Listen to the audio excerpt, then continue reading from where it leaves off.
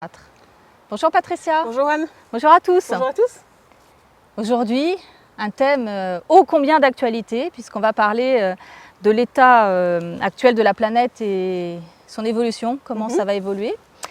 Alors, il n'a échappé à personne qu'on nous parle beaucoup de tout ça actuellement. Il y a des infos en continu sur le réchauffement climatique notamment. On nous parle beaucoup des catastrophes naturelles. On a eu tout notre lot de sécheresse, incendies, ouragans, etc. Tout ce qui est pollution, dégradation de l'environnement, enfin voilà, ça n'arrête pas. La liste pourrait être longue, tout ce qui est déclin de la biodiversité, les disparitions d'espèces végétales et animales, voilà, moi ça me donne presque le tournis. Donc je voudrais qu'on voit avec Patricia aujourd'hui comment elle voit ça d'un point de vue énergétique et subtil, bien sûr, on va voir ce côté-là avec Patricia, et puis qu'on regarde un peu les causes, les conséquences de tout ça et qu'est-ce qu'on peut faire, puisqu'on est dans la rubrique pourquoi, comment.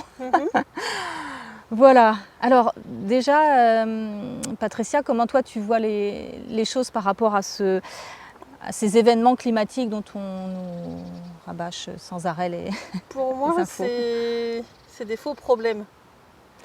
Bon, c'est-à-dire C'est-à-dire qu'il y a beaucoup de choses, réchauffement climatique, sécheresse ou autre.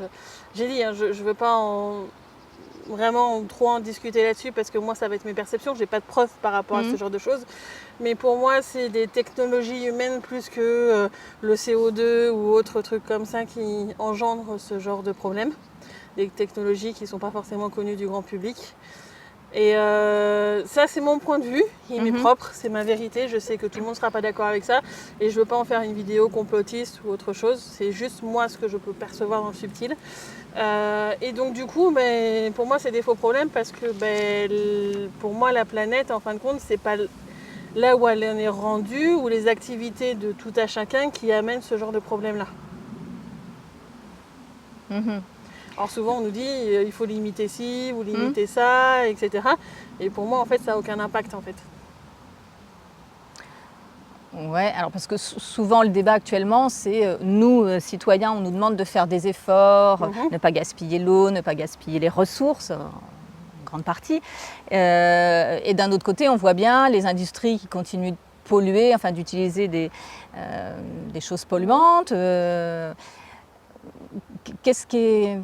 Comment se situer par rapport à ça, quoi? Faire soi ces choses, faire sa vie avec son intuition propre.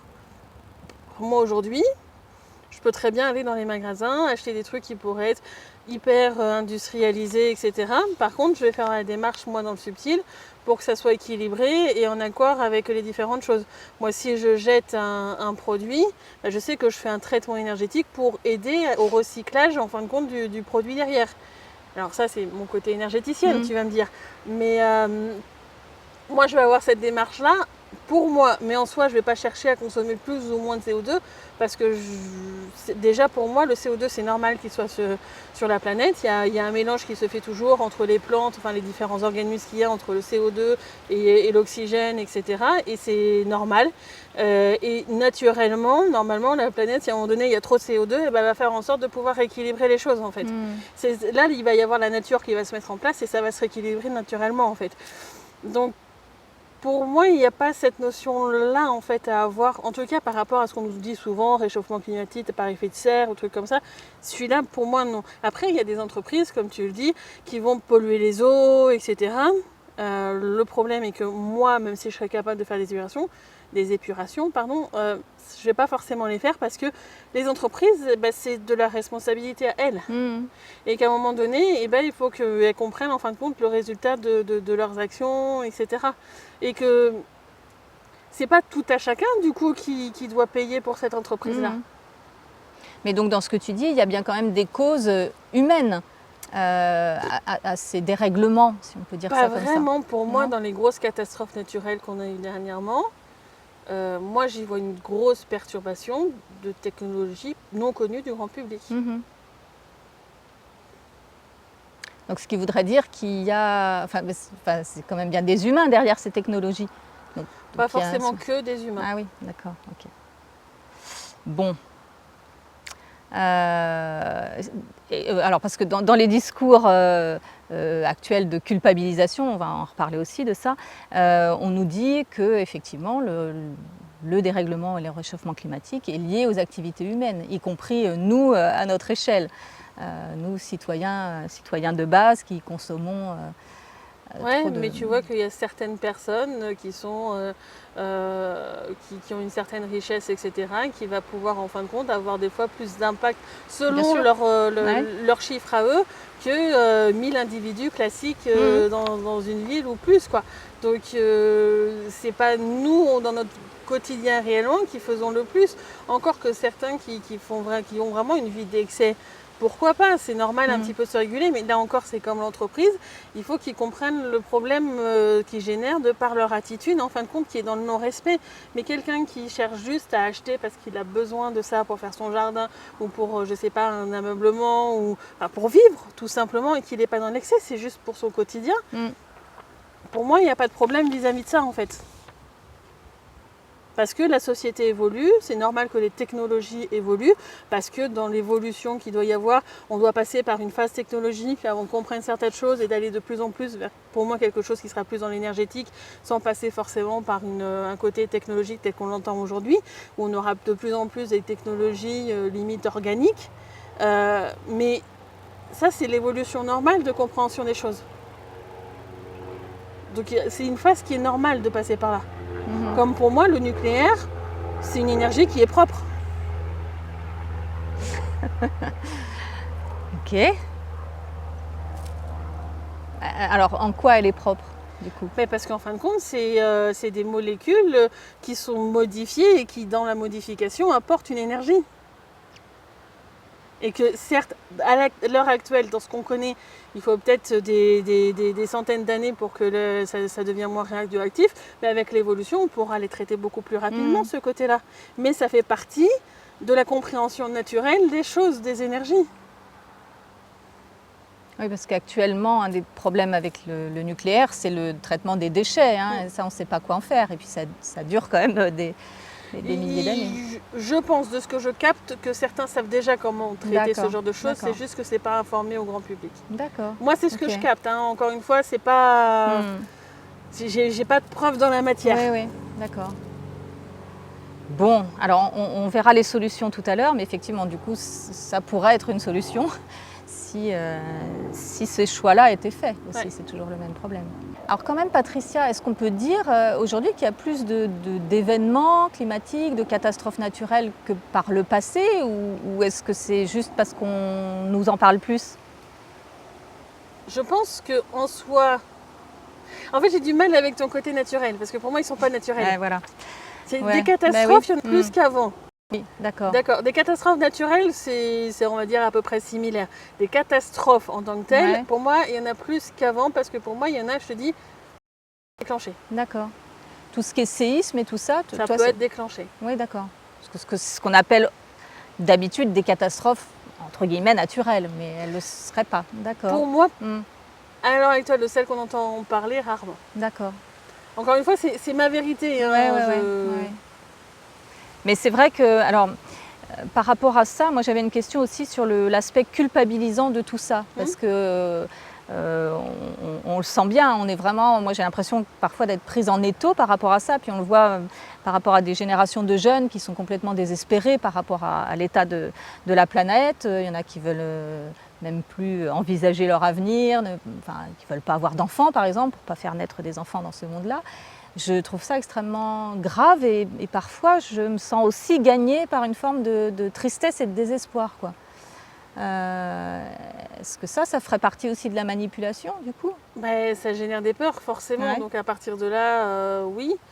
Et je ne sais pas quoi dire par rapport à ça, parce qu'au final chacun garde quand même son libre arbitre. S'il y en a qui ont des peurs et qui du coup ne veulent pas avoir d'enfant, j'ai envie de dire c'est leur chemin de vie, c'est à eux de comprendre leurs peurs et c'est à eux d'évoluer là-dessus. Donc oui, bien sûr qu'il y en a qui cherchent à générer des peurs par rapport à ce genre de choses. Il n'y a peut-être même pas forcément que ça, parce qu'il y a peut-être des histoires derrière voilà, vraiment des choses qu'ils n'ont pas voulu accepter, des accords ou autre chose, et que ça a généré ce genre de choses. Je ne connais pas les détails, mais moi j'imagine. Donc Après, c'est tout à chacun de voir comment il perçoit ce genre de choses et de voir s'ils ont envie de se laisser faire d'une certaine manière ou s'ils ont envie d'affronter, de se dire je vais pas me laisser perturber. Normalement, quand on est quelqu'un à l'écoute de soi, quand il va y avoir une catastrophe naturelle, Gaïa, en fait, envoie des messages en fait, à tous ceux qui sont sur les terrains, etc. Que ce soit tremblement de terre, tsunami, effondrement, éboulis ou autre chose. Il y a des messages qui sont passés dans le subtil et vous avez l'intuition de ne pas être à un endroit à un moment donné. Si c'est naturel, il n'y a pas de souci à se faire. Si vous êtes à l'écoute de vous. Si c'est non naturel, moi j'ai une de mes clientes, les nuits précédant certains événements, elle se sentait vraiment extrêmement éveillée dans des perturbations internes, etc. Enfin, c'était vraiment très fort pour elle. Et elle a compris que souvent, du coup, il y avait des catastrophes qui étaient derrière. Qui étaient souvent, dans mon sens, à moi, en tous les cas, déclenchées. Ouais. Bon. Mais du coup, elle avait quand même eu des ressentis. Et pourtant, elle n'était pas dans la région.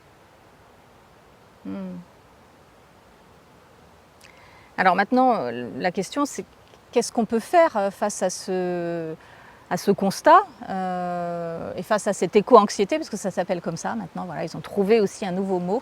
Un nouveau mot, un nouvel égrégore, voilà. Et puis voilà, oui, ok. Bon, mais n'empêche qu'il y a de plus en plus d'éco-anxieux. Hein, ça, c'est avéré. C'est fait pour. Voilà. Alors bon, du coup, on fait quoi pour se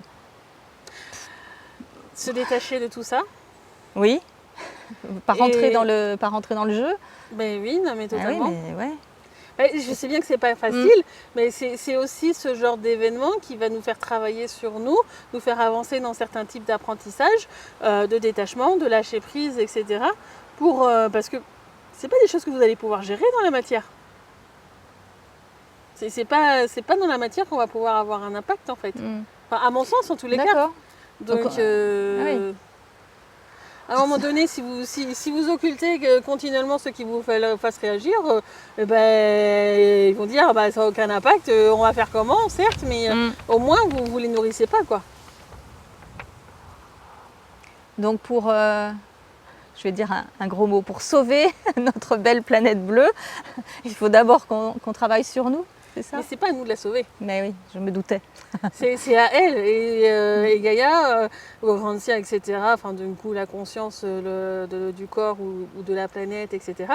Ils font leur demande en justice aujourd'hui. Dès qu'il y a des trucs comme ça ou autre, ils font leur demande en justice. Et ceux qui sont responsables, ils ont les conséquences dans le subtil. Et ça va finir par avoir une conséquence dans la matière aussi, pour ceux qui sont présents dans la matière, en tous les cas. Donc, c'est pas à nous de le faire. Après, si on est présent sur place, bien sûr que nous aussi, on peut faire, si ces choses-là ont des conséquences par rapport à nous, on fait une demande en justice dans le subtil aussi. Justice licite, bien sûr. Si à un moment donné, moi j'achète quelque chose dans un supermarché et que je détecte des pollutions, je sais pas moi, dans un bout de viande, je vais faire mes demandes en justice parce qu'il n'y a pas à avoir de la pollution dans la nourriture que j'achète. C'est tout. À ce rythme-là, oui, mais c'est dans le subtil plus que dans la matière que ça se joue. En fait, on devrait passer notre temps à faire des demandes en justice. Et moi, j'en fais des milliers par jour. Ah oui. Ok. Tu les groupes peut-être, non? Tu fais comment? Certaines, oui. Ah ouais. Mais j'ai un fil continu avec le réseau de justice. Ouais. Et il faut l'utiliser le plus possible. Bien sûr. Et j'en connais d'autres, du coup toi, mais d'autres des clients qui dernièrement m'ont dit que du coup ils étaient mis à faire ça et qu'ils voyaient un changement dans leur vie. Donc moi je peux qu'inciter à aller vers cette démarche, mais encore une fois, c'est aux personnes de faire leur choix et de faire cette démarche. Moi je peux juste indiquer ce que je vis, les échos que je peux avoir autour, mais c'est tout. Bon, en tout cas, voilà, moi je voulais retrouver un peu d'espoir dans l'avenir de la planète, qu'on sorte un peu de cet état catastrophique quand même. C'est une étape par laquelle on est obligé de passer. D'accord. L'ancien monde est en train de s'effondrer. Dans le subtil, il y a vraiment des effondrements actuellement en cours. Au moment où on tourne la vidéo, hein, bien sûr. Ça va finir par s'effondrer aussi dans la matière. Après, quand exactement, je suis incapable de le dire. Dans le subtil, la date n'est pas définie non plus. Mm. Mais c'est un moment où, pour passer d'un système à un autre, on est obligé de passer par un effondrement. Mm. Et tant qu'on est sur la fin, il y en a, ils vont vouloir s'accrocher à fond jusqu'à la dernière seconde et ils vont générer des gros problèmes. Oui, vouloir générer des peurs, etc. À nous de savoir si on veut les nourrir ou pas. Alors, je pense quand même aux populations qui sont touchées. Là, il y a eu des séismes, il y a eu plein de choses ces derniers jours. Moi, ça me touche quand même, ça m'affecte. Donc, je comprends que ça t'affecte, mais encore une fois, tu n'es pas directement concerné. Tu connais mon... Je sais, c'est pour ça que je veux quand même avoir mais là-dessus, tu ne peux pas faire des demandes en justice pour les autres. Oui. Là, si jamais les événements que tu parles n'étaient pas propres, c'est pas Gaïa qui les a demandés ou vraiment qu'elles ne soient pas naturelles, quoi. Et bien après ces demandes en justice, c'est tout. Mais du coup, toi, vu que tu n'es pas directement impacté, tu ne peux pas faire de demande en justice.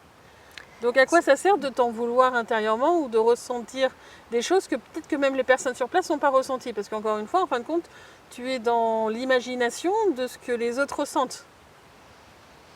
Mais tu n'en as pas discuté directement avec eux, donc tu ne peux pas être sûr. Je sais, ça paraît dur quand je dis les choses de cette manière-là, mais en soi, c'est important quand on évolue d'avoir une forme d'égoïsme. Ouais, ça demande réflexion quand même. et détachement, certainement. Détachement, oui. Ouais. Alors, quand on parlait des conséquences quand même de tout ça, moi, je vois une conséquence quand même assez directe sur nous au niveau des saisons. Je trouve qu'on a de la chance d'avoir des saisons ici, dans cette partie du globe. Et pourtant, on voit que c'est plus tout à fait comme avant.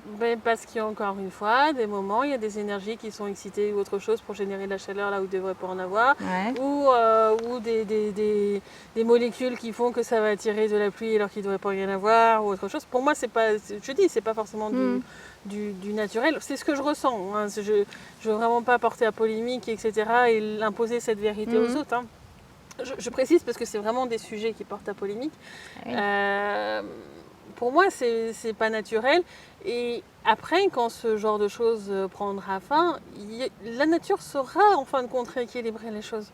Voilà, c'était la deuxième partie de la question. C'est est-ce qu'à un moment, quand ça va s'arrêter, est-ce qu'il y aura je ne sais pas si on peut dire un retour en arrière. Mais regarde, en tout cas, quand on a eu le début des confinements, etc., parce que je ne veux pas dire le truc qui a déclenché ces confinements, on a bien vu que très rapidement, la nature reprenait ses droits, que les animaux revenaient à des endroits, etc. Ça a été très rapide. Ça sera la même chose.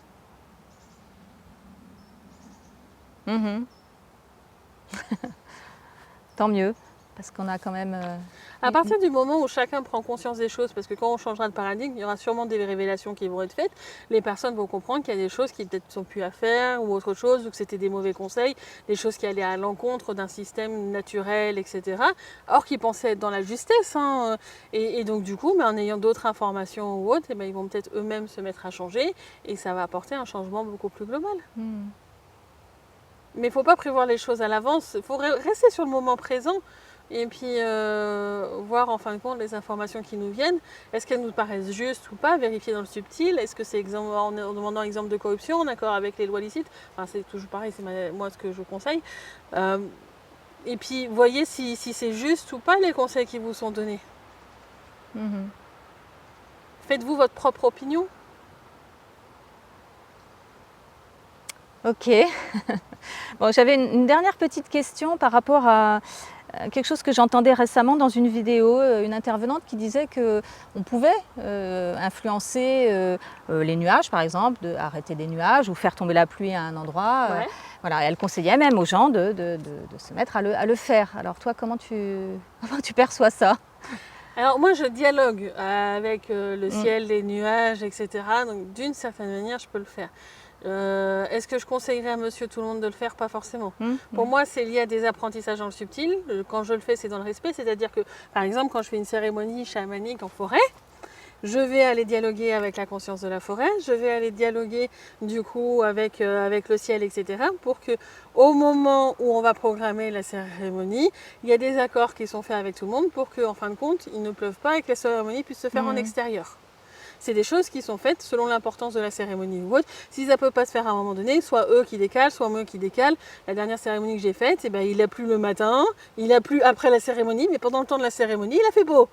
Et ben voilà, et les choses sont programmées comme ça. Si tout le monde, tout à chacun le faisait sans avoir conscience du respect à avoir quand on fait ce genre de choses, dans ce cas-là, ça va créer un capharnaüm parce que dire ah non mais là moi j'ai un repas donc de 14h à 16h, il faut pas qu'il fasse. Ah non mais moi aujourd'hui c'est de telle heure à telle heure. Au final, non, il peut jamais pleuvoir. Moi, les fois où il doit pleuvoir, ça m'est arrivé d'être en extérieur sur un événement, puis là je vois les gros nuages qui arrivent. Je dialogue avec le nuage. Est-ce que tu peux passer à côté s'il te plaît? Non, c'est pas possible, c'est par là que je dois passer. Bon bah qu'est-ce que tu fais? Tu vas t'abriter. Je vais pas lui interdire de venir si c'est par là qu'il doit passer. Ben voilà. Après, vous pouvez dialoguer avec eux, vous pouvez voir, etc. Vous pouvez faire des apprentissages dans le subtil. Alors, encore une fois, je vais parler dans un autre langage, c'est vérifié par la justice licite. Anakao pakalanaka takalatai. Vous discutez avec eux et vous voyez si c'est possible ou pas possible. Pourquoi pas? De toute façon, on va faire une vidéo pratique sur comment discuter avec les éléments, ça en fera partie.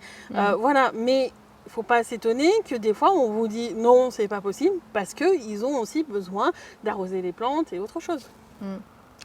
Alors, juste pour reprendre l'exemple du nuage, il se peut que ce soit un nuage qui n'ait pas une très bonne intention. Oui. Ouais, ok. Dans ce cas-là, vous pouvez faire votre demande en justice. D'accord. Mais ça, il faut percevoir qu'il n'a pas une bonne intention. Parce que des fois, quand même, il y a des nuages qui sont à un endroit où ils ne devraient pas être. Oui, par souvent exemple. encore pour l'instant. Ok. Bon, bah, ça fait encore beaucoup d'informations. Alors avec une petite touche d'espoir quand même, parce que c'est vrai que quelquefois, je dis les même... choses vont changer. Ouais, bah oui. Mais après, c'est pas forcément tout à chacun qui va apporter ce changement-là dans les choses qui sont à changer le plus urgent en fait. Bon, il faut quand même qu'on continue à trier nos déchets. Pourquoi pas, mais moi ça me semble pas essentiel. Ok. Mais encore une fois, c'est ma perception en moi. De toute façon, dans les déchets qu'on trie, combien il y en a qui sont vraiment recyclés? Bon, ce serait un autre débat. Bon, en tout cas, merci pour ces réflexions. C'est vrai que ça amène, en tout cas, pour moi, de l'eau à mon moulin. C'est de me recentrer un petit peu par rapport à tout ça. On se retrouve donc pour l'exercice pratique pour dialoguer avec les différents éléments, donc que ce soit l'eau, le vent, etc. Je vais un peu vous expliquer comment faire. Donc voilà. Super. Bon, eh bien c'est parti pour une prochaine vidéo. Merci à vous d'avoir été là. Merci Patricia pour tout ça. Et puis à très bientôt. À bientôt. Au revoir.